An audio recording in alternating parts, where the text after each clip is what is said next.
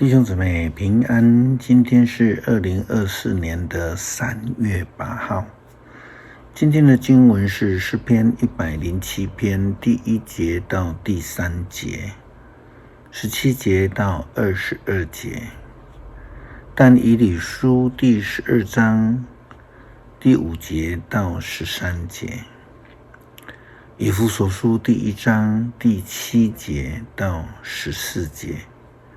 今天要跟大家分享的主题是罪得赦免。耶稣基督在传福音的时候，时常医治人。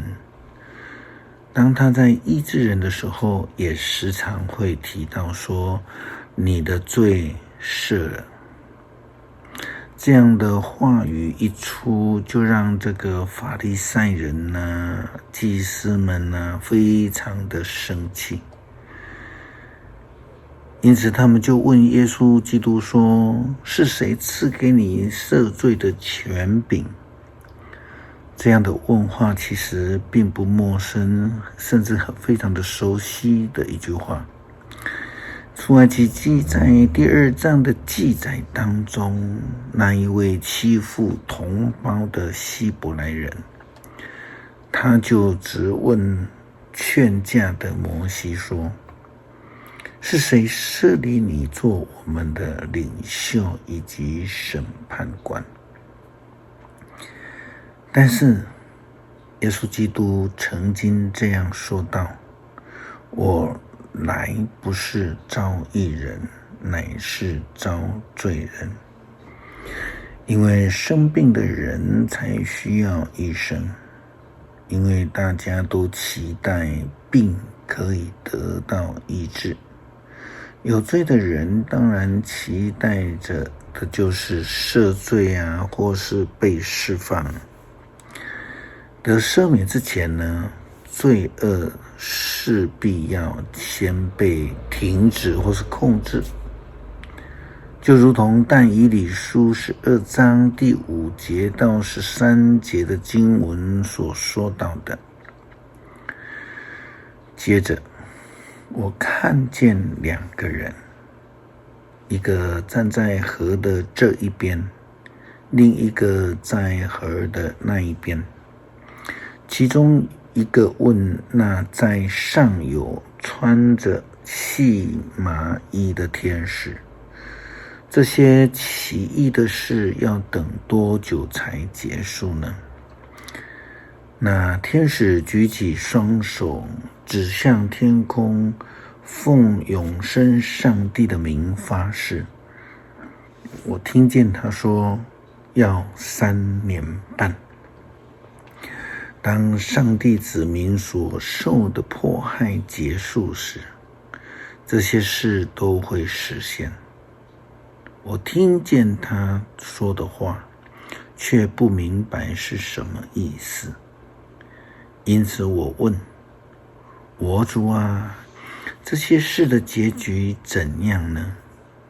他说，但以理啊，你走吧，因为这些话要保密封闭到末日。许多人将被洗涤、洁净、磨练，邪恶的人将继续作恶。他们不会领悟，只有聪明的人才会领悟。自从每日的献祭被禁止的那一天，也就是从安置那毁灭性的可憎之物时开始，要经过1290天。那些忠心到底过了1335天的人，是多么的有福啊！至于你，但以理啊，要忠心到底，直到你安息。但是在末日，你将复活，接受你的奖赏。罪恶是要被停止的，日子必须要能够满了，忠心的人要能够坚持到底，就必在复活之日得到上帝的奖赏。这是上帝给当时候得罪他、离开他道路的以色列人的预言。上帝的救恩最终是由耶稣基督所赏赐的，他一次的献祭就让世人的罪蒙赦免。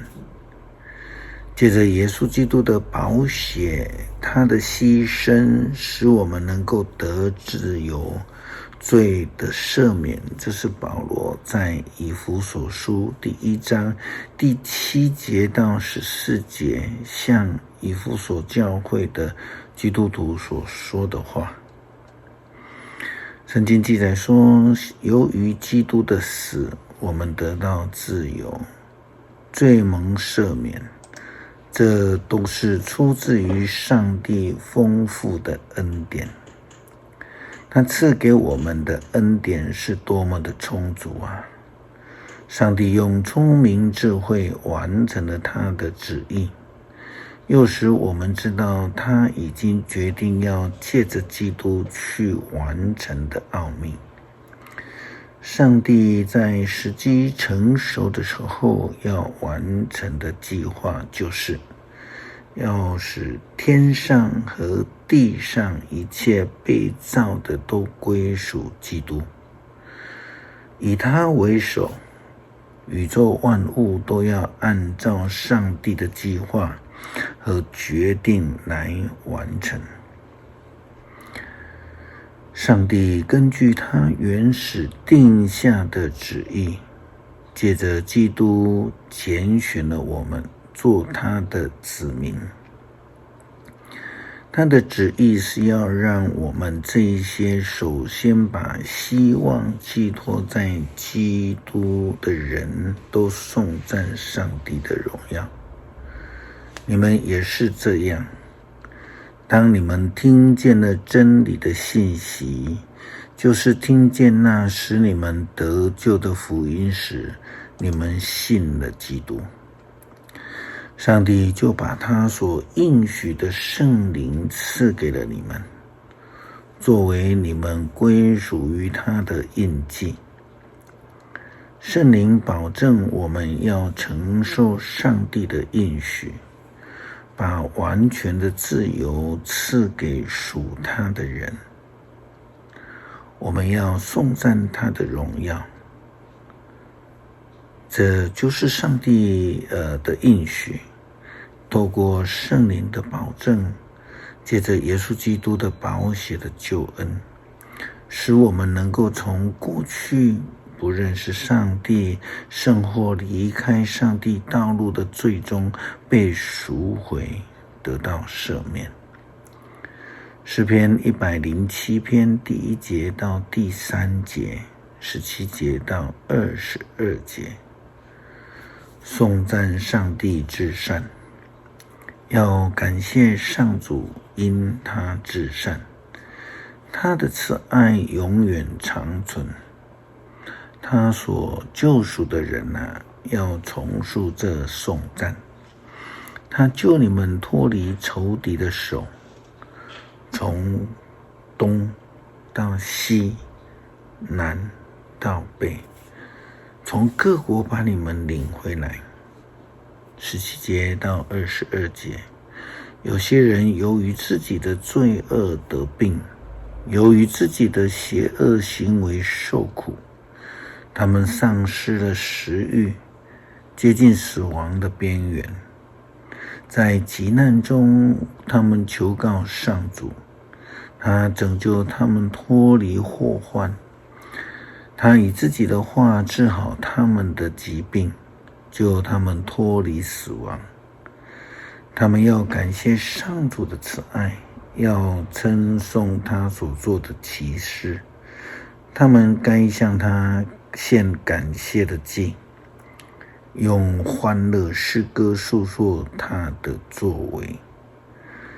感谢主，借着我们的主耶稣基督的宝血，牺牲赐下赦免的恩典。使我们能够在上帝你的面前能坦然无惧。